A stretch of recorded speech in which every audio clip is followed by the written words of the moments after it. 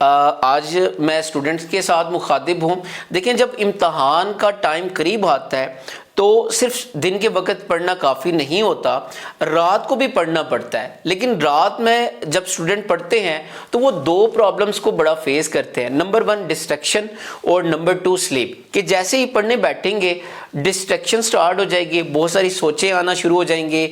और दूसरा प्रॉब्लम ये है कि जैसे ही पढ़ने बैठेंगे उनको नींद आना स्टार्ट हो जाती है। सो आज हम इन दोनों के ऊपर बात करेंगे। सबसे पहले हम बात करते हैं डिस्ट्रैक्शन कि डिस्ट्रैक्शन को आप कैसे कम कर सकते हैं। इसके लिए 3-2-1 रूल है। 3 का मतलब ये है कि आपने जिस रोज़ रात को पढ़ना है, आपने सोने से 3 घंटे पहले आपने खाना खा लेना है। फॉर एग्जांपल, अगर आपने रात को 12 बजे सोना है तो रात को आप 8 बजे खाना खा लें, तो आपको 3 घंटे के अंदर वो आपका खाना भी हजम हो जाएगा। लेकिन अगर आपने रात को 12 बजे सोना है और शाम का खाना आप 5 बजे खा लेते हैं तो आपको भूख लगना स्टार्ट हो जाएगी। आप फिर खाना खाएंगे, फिर आपका वो स्टोमिक उसको हजम करेगा और टाइम लगेगा, आपको प्रॉपरली नींद नहीं आएगी। सो पहला रूल याद रखिएगा 3-2-1 में।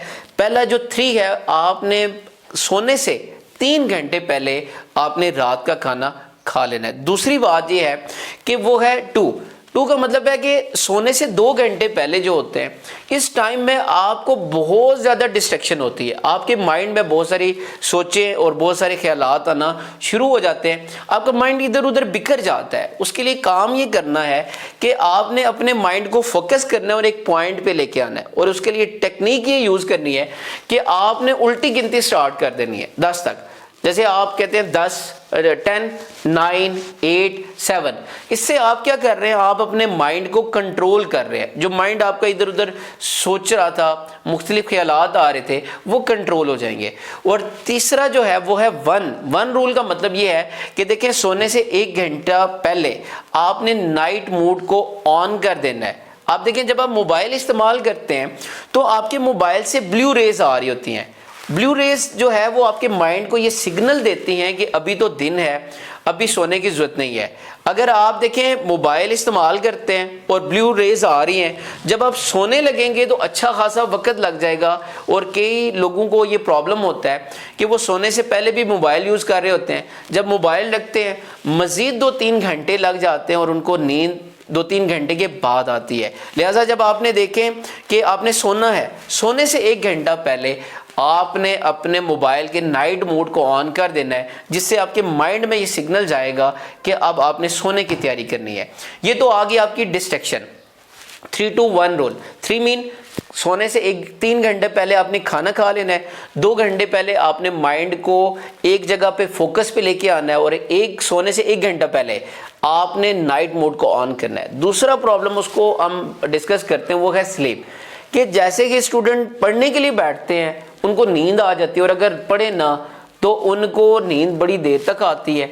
अब मैं ये कहता हूँ कि फ़र्ज़ करेंगे अगर रात को आपने सोना है और सोने के टाइम आपके कोई पसंदीदा फ्रेंड और कोई क्लोज़ फ्रेंड उसकी आपको कॉल आ जाती है, तो आप क्या उसको कहते हैं कि हम कल बात करेंगे और अभी मुझे नींद आ रही है? नहीं, आपको अंदाज़ा ही नहीं होता आप कितनी कितनी देर उस दोस्त के साथ बात करते रहते हैं और आपकी नींद जो होती है वो उड़ जाती है।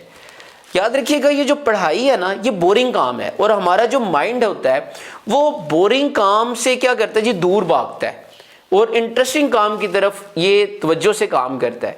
आपने करना ये है कि रात के वक्त आप वो सब्जेक्ट जो आपके लिए इंटरेस्टिंग है आपने उनको पढ़ना है। फॉर एग्जांपल, अगर मैथ आपकी फेवरेट है और मैथ में आपका इंटरेस्ट है, आप रात के वक्त पढ़ना चाहते हैं तो आप रात के वक्त में मैथ का सब्जेक्ट रख लें।